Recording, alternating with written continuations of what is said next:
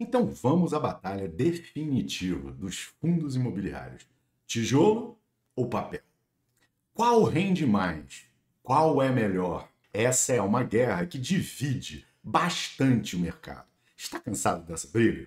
Para acabar com esse achismo, eu fiz um teste definitivo na prática. Criei duas carteiras, uma com 100% fundo de papel, outra com 100% fundo de tijolo. E não para por aí.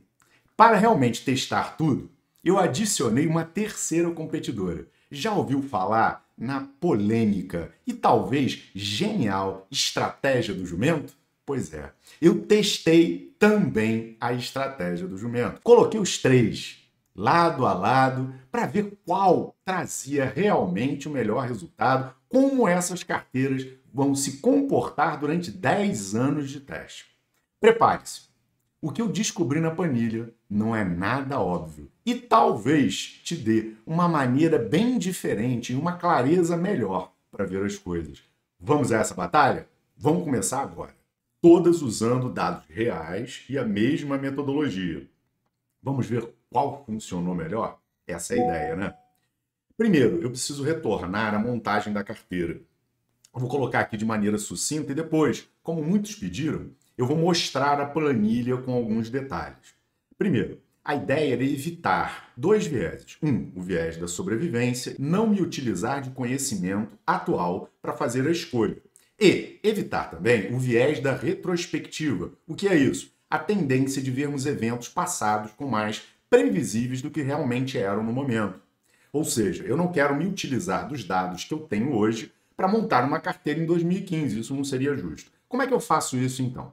A decisão seria montar uma carteira quantitativa, buscando os 50 maiores FIIs em patrimônio, de preferência que esses FIIs tivessem mais de R$ 1 bilhão.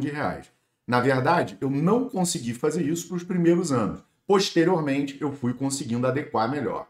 E que buscasse, a ideia também era buscar um mínimo de 1 milhão de giro diário para que esses FIIs se tornassem mais seguros para negociação. No início, nos primeiros anos, também não consegui. Depois a coisa foi se tornando mais fácil. Eu buscava uma diversificação, seguindo a moderna teoria do portfólio.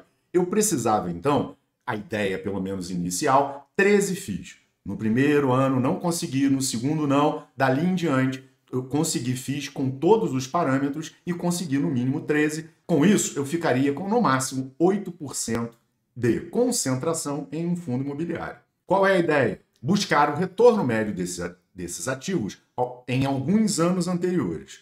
Além disso, verificar o beta do ativo em relação ao portfólio, em relação ao IFIX, para maximizar o índice de Sharpe e o índice de trade. Eu vou mostrar na planilha isso para vocês. Com isso, o Excel ele podia escolher os melhores ativos para fazer essa maximização, com rebalanceamento anual, seguindo exatamente os mesmos parâmetros, montando uma nova carteira que ficaria por mais de um ano.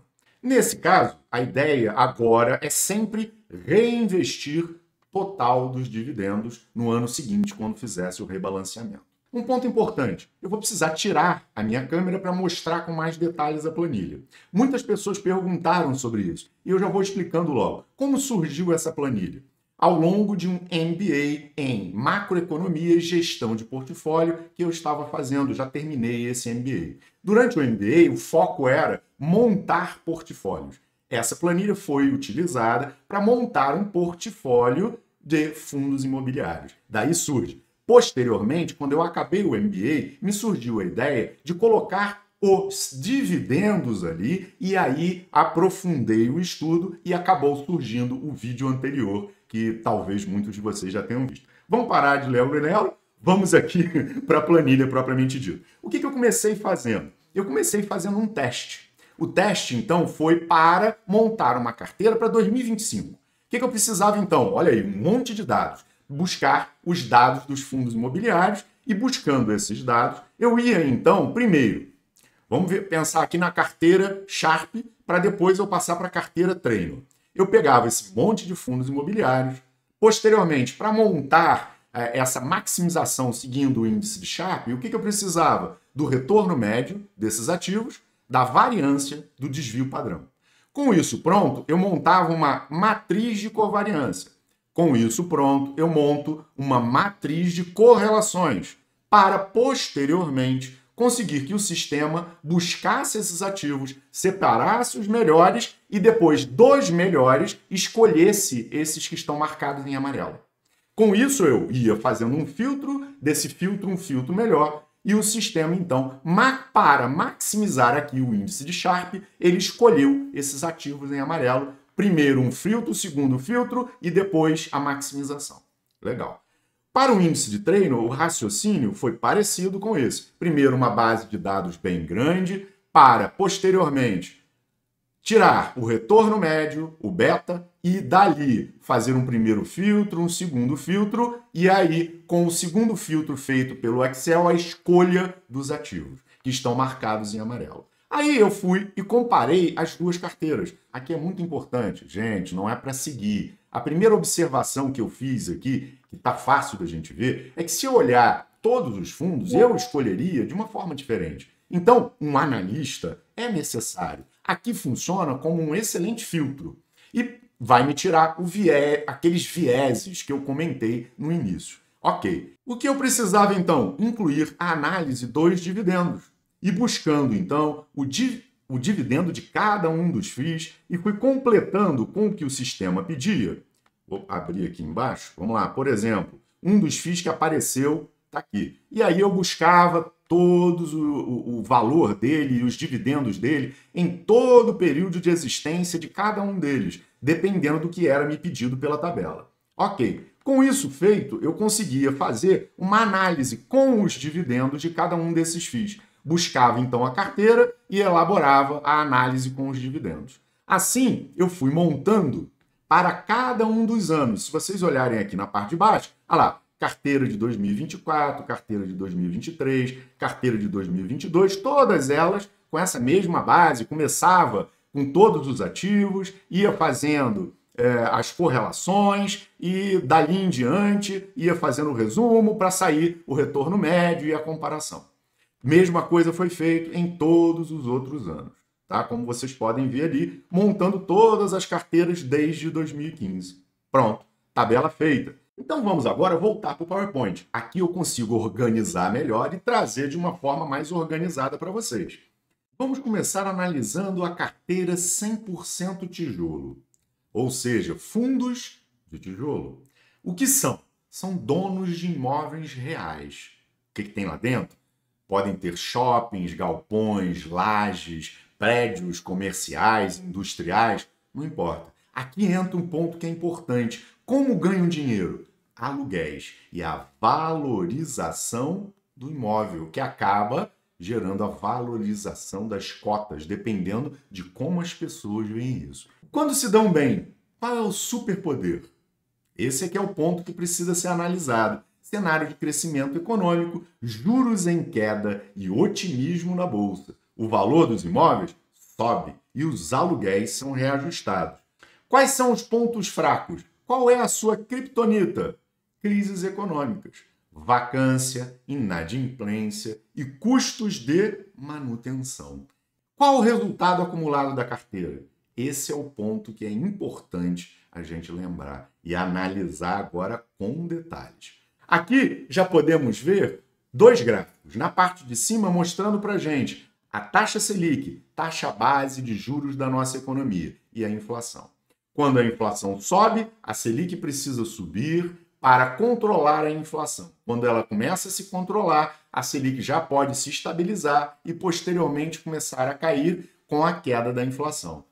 Quando nós olhamos o gráfico de baixo, que mostra a evolução do patrimônio dessa carteira montada com fundos de tijolo, nós vamos vendo o que está acontecendo. Quando os juros estão caindo, a carteira está navegando, nadando de braçada. Quando a inflação sobe e, posteriormente, a taxa Selic precisa acompanhar a inflação, a carteira sente, tem uma diminuída e, posteriormente, quando a coisa começa a melhorar, a carteira vai subindo e descendo, acompanhando muito de perto o que está acontecendo com os juros e a economia como um todo. Esse aqui no gráfico nós conseguimos mostrar exatamente os pontos fortes e fracos dos fundos de tijolo. E ali, o que aconteceu com a carteira? Entre 2016 e 2019, nós tivemos uma performance muito positiva. 2018 é uma exceção. Nós vamos analisar com calma por que no final. Em 2016, nós tivemos uma grande subida dos fundos de tijolo, 27%. O IFIX também subindo bastante. Nós tivemos em 2017 uma subida ainda maior dos fundos de tijolo, com uma subida já um pouco menor do IFIX. Em 2018, nenhum dos dois foi bem. O que aconteceu aqui? Vamos juntar junto com 2020 para a gente poder analisar os dois. 2019, uma disparada do IFIX e uma disparada maior ainda dos fundos de tijolo. Quando nós tivemos aqui 2018 e 2020, nós tivemos problemas na economia, que seguraram a economia como um todo, apesar das taxas de juros estarem baixas. Não é só a taxa de juros que interfere. Existem vários outros aspectos, como eu coloquei anteriormente. A taxa de juros é muito importante, mas não é só ela. Em 2020, nós estávamos, ao longo da pandemia, gerando muita incerteza. Quando eu tenho muita incerteza, eu quero fugir para a segurança. Eu quero vender os meus ativos, queda muito grande. Incerteza, um cisne negro que estava passando pela economia em 2020. 2018, um problema também acontecendo, uma nova eleição, uma incerteza muito grande em relação ao futuro. Ninguém gosta de incerteza. Quando nós estamos falando de economia, incerteza não funciona. Por quê? Eu paro de investir hoje, eu fico atento ao que está acontecendo. Com isso, a economia ela trava também e os investidores param de investir. Com isso, então, nós acompanhamos aqui muito tranquilamente o que aconteceu em relação aos juros e à economia e qual foi a resposta que os fundos de tijolo tiveram e qual a resposta do IFIX. É importante a gente já colocar um ponto importante aqui. Lembram que eu falei? Quando nós estávamos analisando o estudo no Excel, nós vimos ali um cálculo do beta. E é muito importante porque ele vai mostrar para a gente o retorno dos nossos fundos de tijolo em relação ao IFIX. E nós podemos ver o seguinte, quando o IFIX sobe, normalmente os fundos de tijolo disparam. Quando o IFIX cai, os fundos de tijolo caem mais do que o IFIX.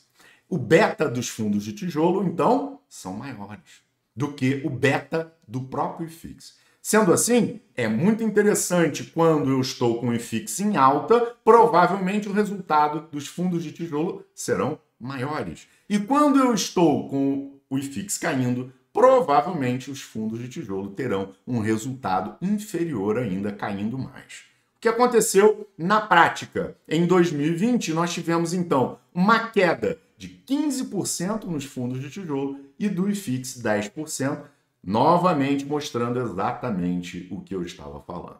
Vamos analisar a tabela aqui propriamente dita. O que aconteceu então com a Selic em 2015? E a inflação alta, a Selic alta, IFIX, fundos de tijolo, não renderam muito bem. 2016, olha a inflação. A inflação já está caindo. O que está acontecendo então? Provavelmente a Selic ela vai cair no futuro. Sendo assim, há uma precificação já antecipada do que vai acontecer. O que aconteceu com os fundos de tijolo? Começam a subir. Ainda não subiram tanto quanto o IFIX. Mas quando isso se concretiza em 2017, olha lá a taxa Selic. Ela já caiu. Ela já começou a sua queda. A inflação mais controlada. Fundos de tijolo crescendo mais do que o IFIX. Todos dois crescendo muito.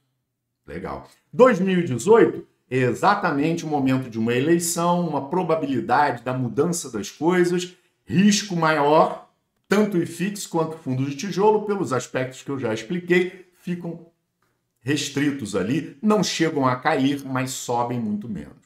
Em 2020, pandemia. A situação se complica, muito risco, muito complicado, mas 2019 antes, com a Selic caindo mais, e a inflação controlada, os fundos de tijolos disparam. Tem a maior alta que nós temos nessa tabela, com 41,54, enquanto o IFIX subia 35. mostrando sempre aquela questão do beta. Acontece novamente em 2020, onde o IFIX cai e os fundos de tijolo caem ainda mais. Em 2021, a coisa já começa a se consertar, tem uma queda menor, mas ela ainda existe. Em 2022, aqui nós temos a Selic voltando a subir. A inflação subiu muito em 2021, a situação se complica, o rendimento cai. Em 2023, há a ideia de que provavelmente a inflação já estaria controlada, a Selic poderia parar de subir, as coisas começam a andar, que não se concretiza em 2024, onde os juros tiveram que voltar a subir. Novamente, o IFIX sente bastante e os fundos de tijolo sentem bastante também. Mas, de qualquer forma, vamos ver aqui na tabela na parte de baixo. A nossa carteira 100% fundos de tijolo teve um rendimento que todas elas partiram de R$1 milhão e finalizou o nosso estudo em janeiro de 2025 com 2.424.815. Ou seja, ela partiu em janeiro de 2015 e finalizou 10 anos depois com mais de 2 vezes o valor inicial. Ok, agora nós precisamos continuar esse estudo, não é verdade? Vamos para os fundos de papel. Agora vamos analisar a carteira 100% papel. Só fundos de papel poderiam entrar agora nessa análise. Colocamos a planilha novamente para funcionar, para escolher agora os fundos de papel, seguindo uma análise quantitativa. Lembrando novamente, a análise de um analista seria melhor do que essa, mas mesmo assim as carteiras performaram bem. Melhor até do que eu imaginei. Isso é importante a gente colocar. Mas, com certeza, um analista escolheria melhor esses fundos. Vamos ao resultado, então? O que são?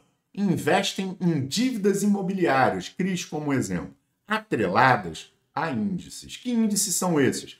Normalmente, CDI e IPCA+. Com isso, quando elas ganham dinheiro, qual é o superpoder? Juros pagos por essas dívidas. CDI e IPCA, ou seja, elas se dão bem, elas têm o superpoder em cenários de inflação alta e juros altos. A receita deles é diretamente indexada a esses indicadores e vão subir mais quando se tem a expectativa de inflação maior, juros maior. Por quê? Porque o dividend yield vai aumentar. Nós vamos receber mais e o VP vai subir. Com isso, nós temos então a ideia de que esses fundos reagem melhor nessas situações. Qual o ponto fraco? Risco de crédito e baixo desempenho quando os juros estão baixos e quando a inflação cai. Opa, aqui nos traz um ponto importante para análise. Seguinte, o juro subiu, legal, eles vão distribuir mais, o VP vai subir, a inflação subiu, o mesmo raciocínio. Mas, se os juros ficarem altos durante muito tempo, se a inflação ficar alta durante muito tempo, fica complicado. Vamos imaginar? Alguém quer construir um prédio. Uma construtora vai construir um prédio. Ela vai pegar dinheiro emprestado em um fundo de papel. E ela pega, por exemplo, IPCA mais 8, IPCA mais 9. Quando o IPCA começa a subir, vai ficando caro para pagar. Se isso ficar caro durante muito tempo, as condições ficam complicadas. Por quê? Porque lembra, quando os juros sobem, também a economia começa a ficar mais restritiva.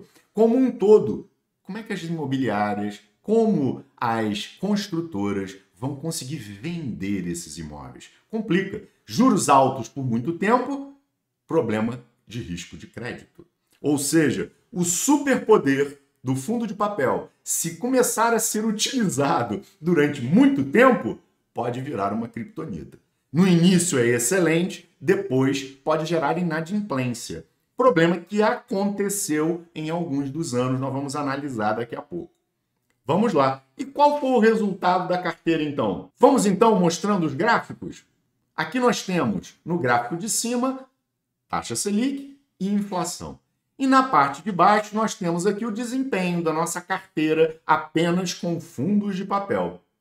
Vamos ver aqui como ela desempenhou?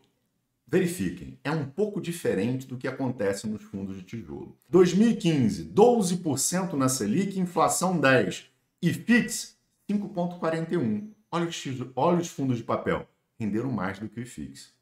Legal. 2016, 13% de Selic, 6% de inflação.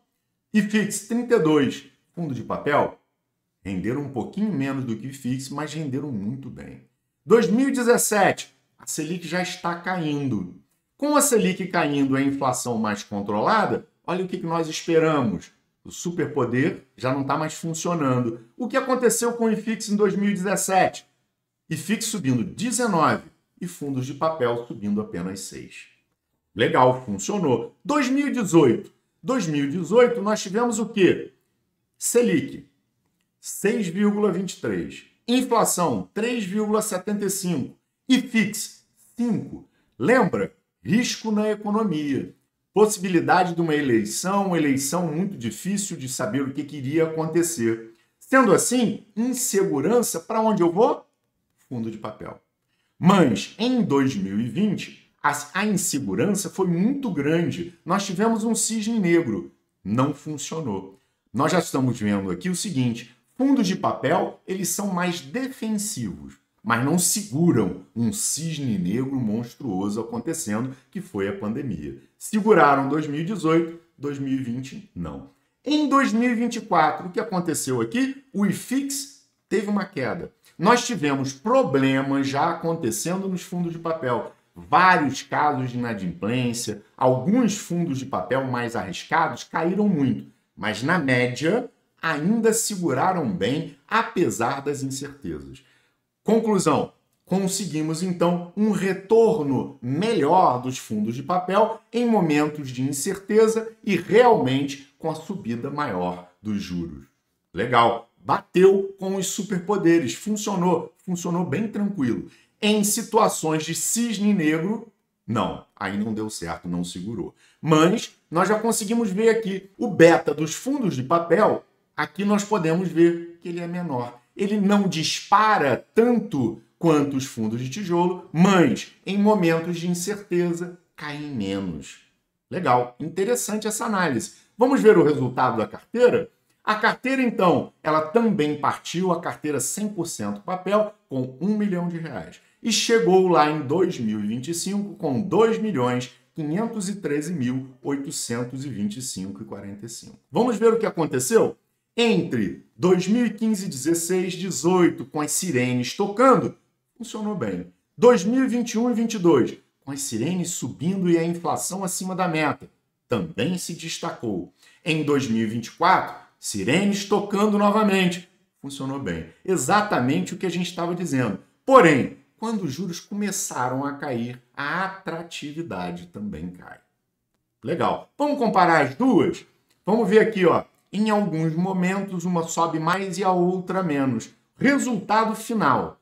Fundos de papel subiram um pouco mais do que fundos de tijolo durante os 10 anos de análise. Por quê? Legal. Nós tivemos muitos problemas ao longo desse período. Nós tivemos vários problemas e muitas incertezas acontecendo. Uma pandemia pela proa. Nós tivemos várias situações acontecendo muito complexas. 2015 e 2016, as crises acontecendo, juros altos, turbulência política. Legal. 2017 a 2019, aí os fundos de tijolo foram bem por causa do afrouxamento monetário, a ascensão dos tijolos foram legal. Mas 2020 tivemos novamente um problemão, pandemia, e a crise do crédito acontecendo, ou seja, foram muitos percalços acontecendo. Lembra, fundos de papel, eles acabam segurando, eles são mais protetivos. Com isso, tiveram realmente um resultado um pouco melhor dentro do esperado. Tá bom. Agora vamos para um próximo comparativo. Comparando aqui, já com mais detalhes, a Selic, a inflação, o IFIX, 100% nos fundos de papel, 100% nos fundos de tijolo e a carteira quantitativa. No final, quando comparamos o resultado total, portfólio 100% de papel, 151%. Opa, ganhou do IFIX. Ganhou. O IFIX, 131,17%. E os 100% tijolo? Também ganhou. Isso mostrou que a nossa carteira quantitativa escolheu bem. Ela funcionou bem legal. Continuo colocando aqui novamente que acredito que um analista poderia ter escolhido ainda melhor, escolhendo bons ativos com uma performance ainda maior. Mas a carteira quantitativa funcionou ainda melhor que a carteira 100% de papel. Por quê? Porque ela foi tentando acompanhar os momentos da economia. Ela acompanhou de forma muito eficiente? Nós vamos ver já já, quando nós estivermos vendo a estratégia do jumento. Mas ela já consegue dar um resultado ainda melhor. Veja então, carteira 100% papel, 151. Carteira 100% tijolo, 142. Carteira que juntava os dois ativos, um pouco de cada um, e tentando rebalancear, dependendo do momento econômico, 159,42. Ganhou do IFIX, em ambos os casos, ganhou da inflação, que foi 74,85. Vamos então para os valores. Todas elas começaram com 1 milhão. A carteira 100% de fundos de tijolo foram para 2.424.000. A carteira 100% papel, 2.513.000, rendeu um pouquinho melhor. A carteira quantitativa, 2.594.000, quase 2.600.000, mostrando que ela realmente funcionou um pouco melhor. Então agora vamos para a cereja do bolo? Estratégia do jumento. O que é isso? Estratégia do jumento foi formulada por André Bassi. Estratégia da simplicidade. Eu fui buscar, tomara que o Bassi não briga comigo, tomara que ele veja esse vídeo e não brigue comigo. Eu acho que eu consegui fazer uma análise detalhada, buscando vários vídeos. Esse aqui é um deles, onde o Baroni está entrevistando, fazem 3 vídeos seguidos, bem interessantes esses vídeos. E o que a estratégia do jumento tenta trazer para a gente? O jumento não é um animal celebrado pela sua velocidade, agilidade ou inteligência. Pomba. Então, o que são? As suas características mais notáveis? Teimosia e resiliência. Opa! E a capacidade de seguir um caminho de forma constante e imperturbável, carregando sua carga sem desviar. Então, o que foca a estratégia do jumento? Disciplina, teimosia. Aderir a uma regra simples: comprar papel na alta dos juros e, na baixa, tijolo. De forma obstinada, independente do ruído do mercado, do pânico ou da euforia, da mídia financeira ou do comportamento da manada que outros investidores normalmente seguem. Por isso, ela é simples, mas ela é muito inteligente, porque ela vai mostrando também um desapego emocional. Eu preciso de controle emocional para que eu possa investir. E a carteira e a estratégia do jumento, ela mostra isso com excelência. O jumento não se abala com o cenário ao redor. Ele simplesmente executa a sua tarefa. Isso espelha a necessidade do investidor de executar uma estratégia de forma mecânica e desapaixonada, evitando que o medo e a ganância ditem suas decisões. Simplicidade em vez de complexidade. Essa é a beleza da estratégia do jumento. Mas também com um parâmetro trazendo comportamento emocional por trás disso. Na teoria financeira falamos muito sobre isso. Mostra, então, alguma coisa simples e muito inteligente. Simplicidade ao invés de complexidade. A estratégia é intencionalmente burra, como um jumento. Ela evita modelos de previsão complexos, que, segundo Bassi, são frases no contexto brasileiro, de ciclos interrompidos. Nós vimos na nossa análise ali vários ciclos interrompidos. Bassi tem razão. A estratégia do jumento, o princípio fundamental, uma regra simples para um mundo complexo. Quando os juros sobem, o foco dos investimentos deve ser em fundos de papel. Estes se beneficiam com a alta dos indicadores, como CDI e IPCA. Legal, exatamente os superpoderes que nós já tínhamos visto. Tem outros, mas vamos dizer que quando nós falamos de macroeconomia, nós colocamos que os juros são a mãe da maioria dos outros fatores, porque os juros ele vai muitas vezes direcionar para que todo o resto aconteça. Então, realmente, os juros são um dos fatores principais a serem analisados. E o Basta analisa isso aqui de uma forma fantástica. Quando os juros caem, o foco volta para os fundos de tijolo, imóveis físicos, que tendem a valorizar com a queda da taxa de desconto e aquecimento da economia. E vamos lembrar, os fundos de tijolo têm um beta maior. Há um rendimento maior da carteira. Disciplina comportamental, foco absoluto na aquisição de ativos de alta qualidade. Basta caracteriza o cenário brasileiro de forma peculiar, afirmando que o Brasil não tem exatamente um ciclo. O ciclo interrompido é o nosso ciclo, o que torna o ambiente bagunçado. Palavras dele. E é verdade, é muito complicado ter um ciclo completo na economia brasileira, exatamente porque nós temos muitas turbulências que vão acontecendo. Nós vimos de 2015 a 2024 um monte dessas turbulências acontecendo. Legal.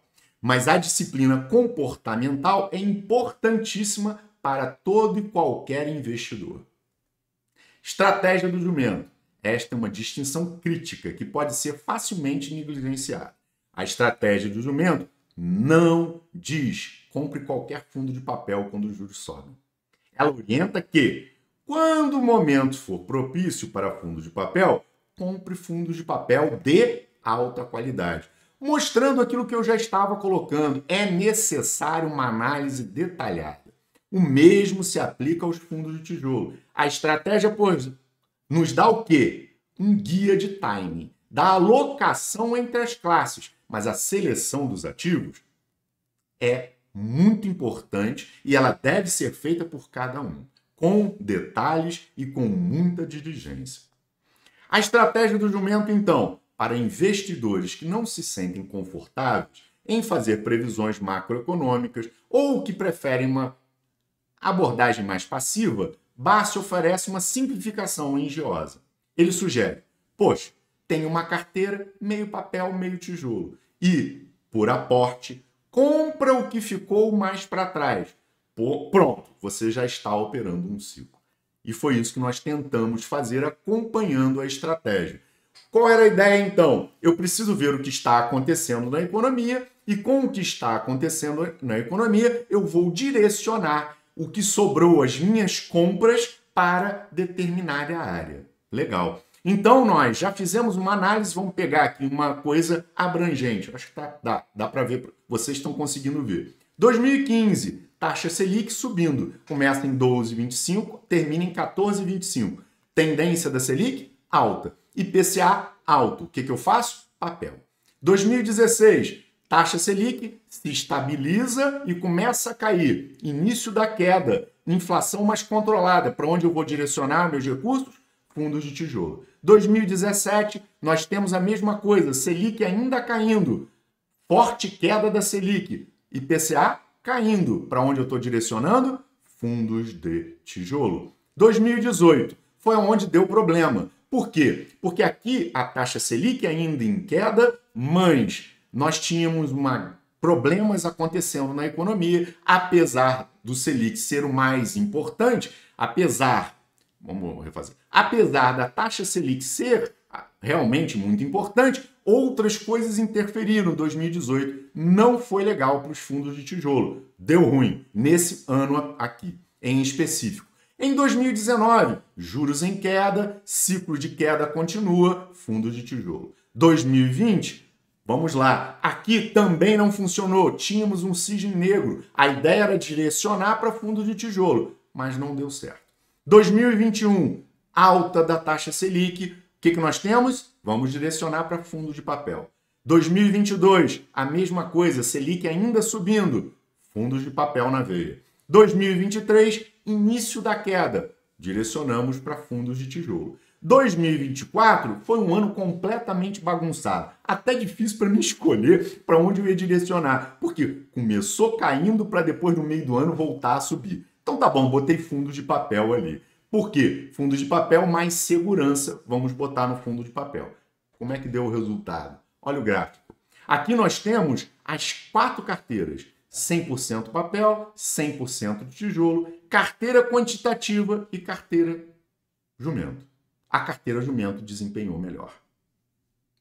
Melhor do que a carteira do sistema. Olha aqui, o resultado que nós podemos ver com o direcionamento que nós fomos fazendo em cada um dos anos, dependendo da necessidade, da indicação que a estratégia do jumento ia nos fazendo. Agora eu vou tirar a câmera para mostrar para vocês como ficou um comparativo geral de todas as estratégias. Olha só. Estratégia do jumento ganhou longe da carteira quantitativa. Eu coloquei aqui alguns outros detalhes.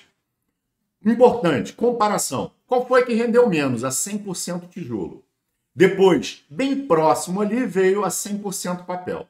Quando nós, na carteira quantitativa, colocamos os dois, mas o remanejamento foi feito lentamente pelo sistema, já rendeu mais, 159. Mas a estratégia do jumento nos deu um resultado melhor, com 188,17. A estratégia do jumento funcionou e funcionou muito bem. Comparando também com a inflação e o IFIX, o melhor resultado entre todas elas foi a estratégia do jumento. Agora nós vamos para o comparativo, mostrando todas as carteiras e o valor que elas acabaram, cada uma delas. A carteira 100% de tijolo, 2.424.000. A de 100% papel, 2.513.000. A carteira quantitativa, 2.594.000. A carteira do jumento, 2.881.000. Uma estratégia simples e que funcionou muito bem. Agora nós vamos para uma análise comparativa mais detalhada com mais outros itens. Eu vou tirar a minha câmera aqui novamente. Eu coloquei aqui dentro de um sistema para que a gente pudesse comparar IFIX, CDI, poupança, Tesouro IPCA+, para que nós pudéssemos então ter uma comparação com vários outros ativos.